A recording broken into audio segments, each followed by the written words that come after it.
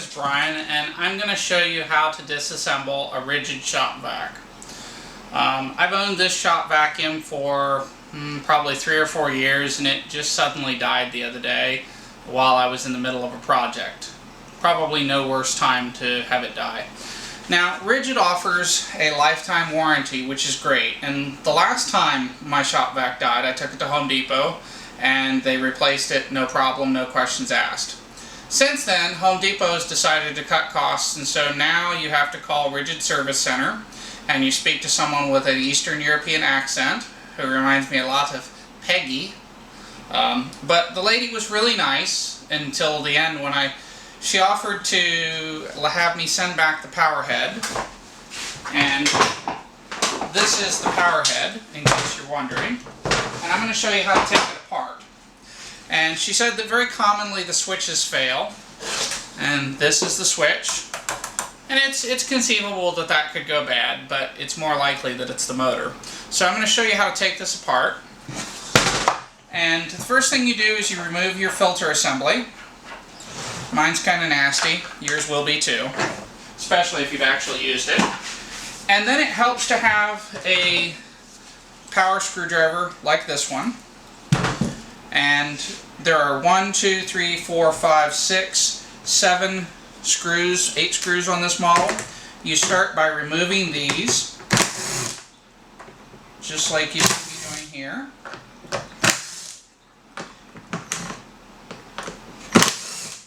So she offered to send me a free switch because she said that's probably all it was. And when I asked her for documentation on how to take this apart, she said, "Oh, well, I thought you said you were handy." You know, that really irritates me because I'm handy, but I'm not psychic. And finding every screw that's hidden on this thing took me a good few minutes the first time.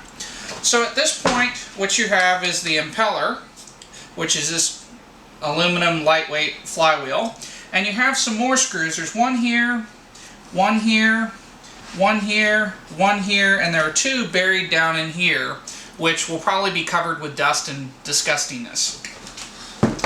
So you go ahead and you undo these screws.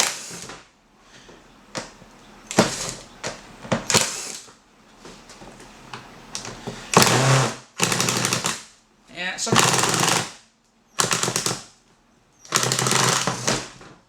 that's why it's good to have one of these, because sometimes they don't want to come back out. Now, mind you, just prior to making this video, I had this thing apart.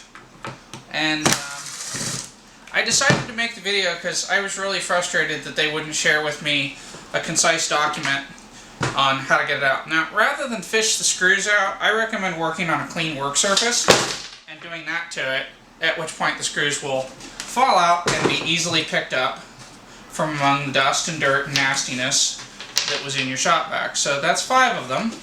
There's one more hiding around here somewhere. Oh, let's see. There's one that's still stuck in the bottom. We're going to go ahead and leave it there. Now, it's really important when you open up an electronic device that you have it unplugged. So here's the plug. And try not to stretch the wires, but I'm going to show you a quick and dirty way to test the switch.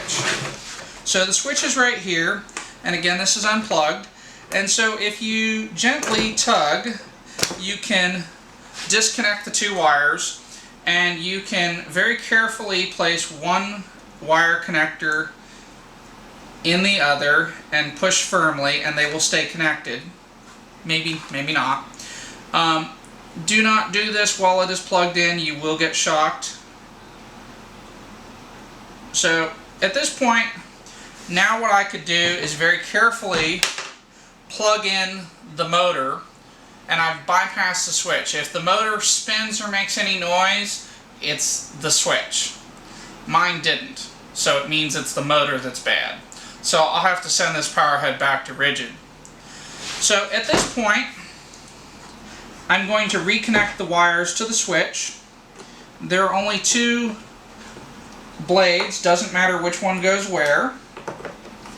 And then I'm going to carefully and lovingly reassemble this so that Peggy doesn't think I have broken it. Because this is now what's called a manufacturer's defect, in that there's nothing that I've done to the thing, and there's nothing that's obviously wrong with it. I didn't plug it in because I've already done that once, and I hope that my video has helped you to take apart your Ridgid Shop-Vac, and I hope that your experience with Peggy is better than mine. Have a great day.